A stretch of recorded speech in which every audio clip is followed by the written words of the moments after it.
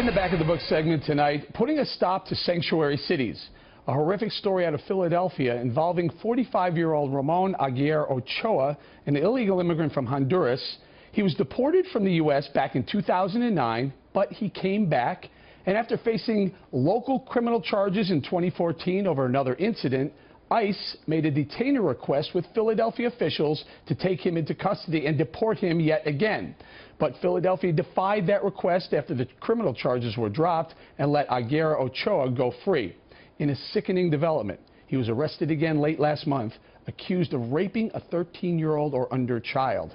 Joining us now with reaction, Pennsylvania Senator Pat Toomey, who's helped lead the charge against ending sanctuary city policies. Thank you for joining us, Senator. Now, for a long time, you know, Bill O'Reilly has been pushing the Kate Steinle story, pushing the Kate's Law, which I think you were involved with as well. Tell us what is the latest. This is a sanctuary city bill in addition to the Kate's Law legislation. You know, Eric, you really need both. You really need both because Kate's Law makes all the sense in the world. It says after you've come here repeatedly, illegally, you've been deported, and in addition you've committed violent crimes, then you're going to be subject to a stiff statutory minimum.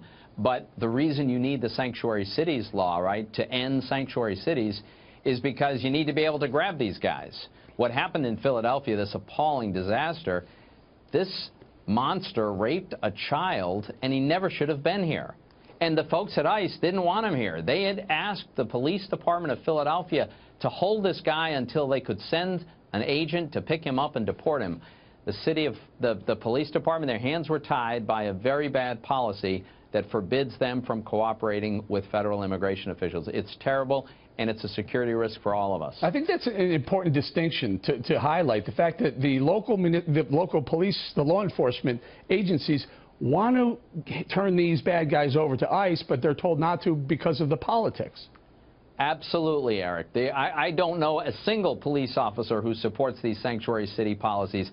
They know these guys are bad guys. Look, remember, this is the Obama administration. They're not actually in the business of like wholesale deportation of illegal immigrants. The only ones they want to deport are people who are committing these violent crimes or suspected of committing violent crimes or being terrorists. And when a city like Philadelphia refuses to cooperate even in those circumstances, then we get exactly this kind of situation. And by the way, this monster who's apparently raped a child, this could happen again if he makes bail, or if for some reason the case against him falls apart and they have to release him.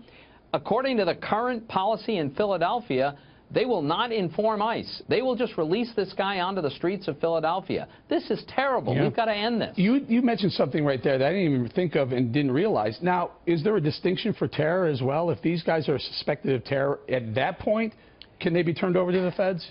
Eric, under the policies in Philadelphia, and Philadelphia is not alone, but it does have one of the most extreme versions of this, even if the ICE officials suspect the illegal immigrant who's in detention, they suspect him of being a member of a terrorist organization, the city still won't cooperate. How is that possible, Senator? How is it possible that a local, it's got to be a lawmaker, will tell the cops, look the other way, we may have a terrorist in our cell right here, and we're not going to turn him over to ICE, we're just going to let him free on our streets? It's unbelievable, but that is the city government's policy. It's by executive order of the mayor. The previous mayor, by the way, there's bipartisan opposition to this. The previous mayor, Michael Nutter, rescinded this policy, put an end to it. The new mayor then restated it. The former mayor and governor, Ed Rendell, opposes this policy. The Obama administration even opposes it.